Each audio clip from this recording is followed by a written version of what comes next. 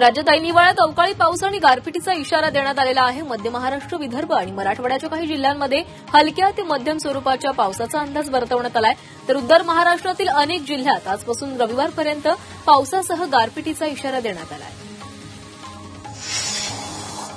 मराठवाड्यात ओला दुष्काळ असल्याची माहिती समोर येते. या पावसामुळे पिकांचं मोठं नुकसान झालंय. मराठवाड्यातील 8,486 गावांपैकी 6,150 गावांची अंतिम पैसेवारी 50 पैशांहून कमी आली आहे. तर 2,336 गावांची पैसेवारी ही 50 पैशांपेक्षा अधिक असल्याचं समोर आलंय.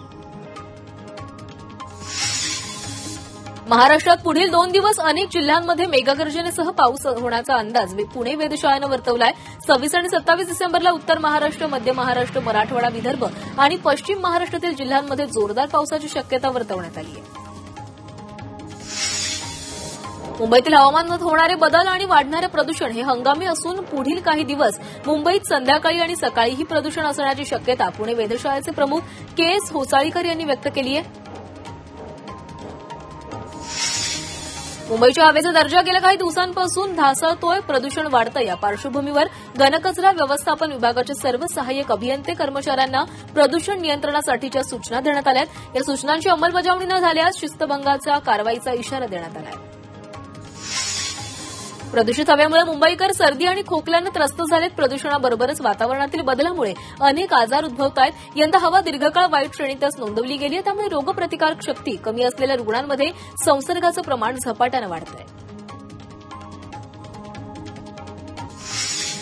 ख्रिसमसच्या निमित्तानं अकोल्यातील चर्चवर विद्युत रोषणाई करण्यात आलेली आहे. अकोल्यातील माउंट कार्मेल शाळेवर ही आकर्षक रोषणाई करण्यात आली आहे. ही विद्युत रोषणाई प्रत्येकाचं आकर्षणाचं केंद्र बनली आहे. यंदा विद्युत रोषणाईच्या माध्यमातून ख्रिसमसचे देखावे दाखवण्यात आले. म्हाडाच्या कोकण मंडळाच्या 2,264 घरांच्या सोडतीसाठी अर्ज विक्री स्वीकृतीच्या प्रक्रियेला मुदतवाढ देण्यात आली आहे.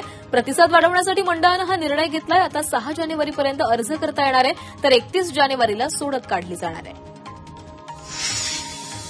रायगडच्या सामाजिक न्याय भवनची अलिबाग येथील इमारत अवघ्या 8 वर्षात धोकादायक घोषित करण्यात आलेली आहे. त्यामुळे सर्व कार्यालयं गेल्या 2 वर्षांपासून भाड्याच्या जागेत आहेत.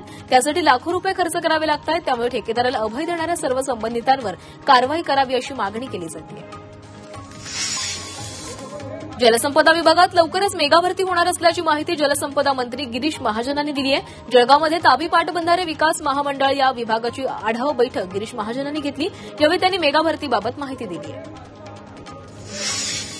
मेट्रो 9चा पहिला टप्पा जूनमध्ये सुरू होणार आहे. दहिसर ते मीरा भाईंदर मार्गिकेचं काम अंतिम टप्प्यात आलंय. त्यामुळे येत्या 6 महिन्यात मेट्रो सुरू होईल असा अंदाज वर्तवला जातोय. या मेट्रो मार्गिकेची लांबी 13.6 किलोमीटर असून त्यावर 10 स्थानकं असतील. पुणे विमानतळाच्या नवीन टर्मिनलवरून आजपासून आंतरराष्ट्रीय उड्डाण सुरू होणार आहेत. केंद्रीय मंत्री मुरलीधर मोहोळ यांनी याबाबतचा आढावा घेतलाय. नवीन टर्मिनलवरून उड्डाण सुरू करण्यासाठीच्या सर्व तांत्रिक प्रक्रिया पूर्ण झाल्याची माहिती समोर आली आहे. भिवंडीजवळच्या कडवली भाचा नदीवरील नादुरुस्त पूल अत्यंत धोकादायक बनलाय. तरीही नागरिक या पुलाचा वापर करतायत. एखादी मोठी दुर्घटना होण्याची शक्यता असल्यानं सार्वजनिक बांधकाम विभागानं हा पूल हटवावा अशी मागणी केली जाते. कोपरगावमध्ये राज्य उत्पादन शुल्क विभागानं अवैध मद्य वाहतुकीवर कारवाई केली आहे. कोपरगावातून अहिल्यानगरात हे मद्य नेलं जात होतं. पोलिसांनी 3,18,000चा मुद्देमाल जप्त केलाय. शालेय विद्यार्थ्यांबाबत केंद्र शिक्षण मंत्रालयानं मोठा निर्णय घेतलाय. विद्यार्थ्यांसाठीची नो डिटेन्शन पॉलिसी रद्द करण्यात आली आहे. म्हणजेच इयत्ता 5वी आणि 8वीतले नापास विद्यार्थी हे नापासच ठरतील. त्यांना पुढच्या वर्गात पाठवलं जाणार नाहीये. कारण आता सरसकट उत्तीर्ण धोरण केंद्रानं रद्द केलंय. अकोल्यातील बार्शीटाकी तालुक्यात मैत्री संघ महिला शेतकरी गटानं विद्रुपा नदीपात्रामध्ये वनराई बंधारा तयार केलाय.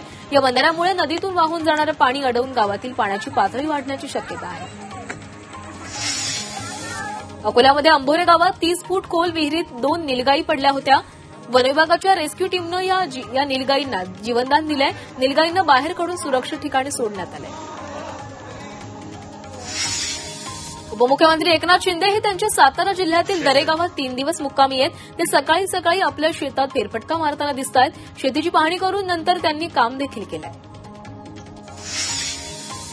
तिसऱ्यांदा मंत्रिपदी निवड झाल्यानंतर होमग्राऊंड रोह्यात आदिती तटकरेंचं मोठ्या जल्लोषात स्वागत करण्यात आलं. यावेळी ढोलताशांच्या निनादात फटाक्यांची आतषबाजी करत आदिती तटकरे यांच्यावर जेसीबीतून पुष्पवृष्टी करण्यात आली आहे. राज्याला दुष्काळमुक्त करण्यासाठी मंत्री संजय राठोड यांनी महत्वाची भूमिका बैठक बोलावली आहे। प्रधानमंत्री कृषी सिंचन योजना पाणलोट विकास योजनेअंतर्गत पाणलोट यात्रेचं आयोजन केलं जाणार आहे। या यात्रेचं नियोजन करण्यासाठी मंत्री संजय राठोड यांनी मंत्रालयामध्ये बैठक बोलावली आहे। पुण्यातील कोरेगाव भीमा विजयस्तंभाला उपमुख्यमंत्री अजित पवारांनी भेट दिली। 1 जानेवारीला होणाऱ्या शौर्य दिनाच्या कार्यक्रमाच्या तयारीचा त्यांनी आढावा घेतला आहे।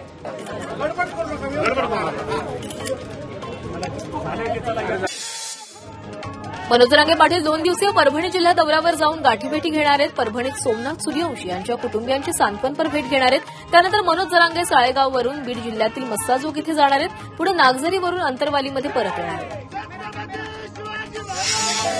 तानाजी सावंतांच्या 2 पुतळ्यांना धमकीची चिठ्ठी मिळाली आहे। तुमचाही संतोष देशमुख केला जाईल असा मजकूर चिठ्ठीमध्ये लिहिण्यात आलाय। तेरणा कारखान्याकडे येणारा ऊस ट्रॅक्टर तेरढोकी रोडवर मुळेवाडी पाटीजवळ अडवत दुचाकीवरून आलेल्या दोघांनी बंद पाकीट दिलं। या प्रकरणी ढोकी पोलिसात दखलपात्र गुन्हा दाखल झालाय। साताऱ्याच्या पालकमंत्रीपदावर भाजपनं दावा केलाय। साताऱ्याचं पालकमंत्रीपद शिवेंद्रराजेंना द्या अशी मागणी खासदार उदयनराजेंनी केली आहे। भाजपचे जास्त आमदार असल्यानं भाजपला पालकमंत्रीपद द्या अशी मागणी उदयनराजेंनी केली आहे। जलसंपदा मंत्री गिरीश महाजन यांनी जळगाव जिल्ह्याचं पालकमंत्रीपदाची इच्छा व्यक्त केली आहे। मात्र महायुतीत 3 पक्ष असल्यानं मोठी अडचण निर्माण झाली आहे असंही यावेळी गिरीश महाजनांनी म्हटलंय। त्यामुळे जळगाव जिल्ह्याच्या पालकमंत्रीपदाबाबत महायुतीचे नेते निर्णय घेतील तो मान्य करणार असल्याचं महाजनांनी म्हटलंय। नाराजी ही एक भावना आहे, मात्र मंत्रीपद मिळालं नाही म्हणून जाहीरपणे नाराजी व्यक्त करू नये अशी प्रतिक्रिया चंद्रकांत पाटलांनी दिली आहे। पालकमंत्रीपदाबाबत मुख्यमंत्री योग्य निर्णय घेतील असा विश्वासही त्यांनी व्यक्त केलाय। ठाणे जिल्ह्याच्या पालकमंत्रीपदावरून भाजप शिवसेनेमध्ये रस्सीखेच सुरू झाली आहे। शिवसेनेकडून उपमुख्यमंत्री एकनाथ शिंदेंच्या नावाची चर्चा सुरू आहे, तर दुसरीकडे गणेश नाईकांच्या सुद्धा नावाची चर्चा सुरू झाली आहे। तिसऱ्यांदा मंत्रिपदी निवड झाल्यानंतर होमग्राऊंड रोह्यामध्ये आदिती तटकरेंचं जल्लोषात स्वागत करण्यात आलंय। त्यांच्यावर जेसीबीनं फुलांची उधळण देखील करण्यात आली आहे। यवतमाळच्या पांढरकवडामध्ये आदिवासी वसतिगृहातील विद्यार्थी गेल्या 7 दिवसांपासून आंदोलन करतायत। महागाई दरानुसार प्रत्येक वर्षी डीबीटीमध्ये वाढ करावी तसंच वसतिगृहात असणाऱ्या विद्यार्थ्यांचा प्रवेश रद्द करावा या मागणीसाठी विद्यार्थ्यांनी हे आंदोलन केलंय।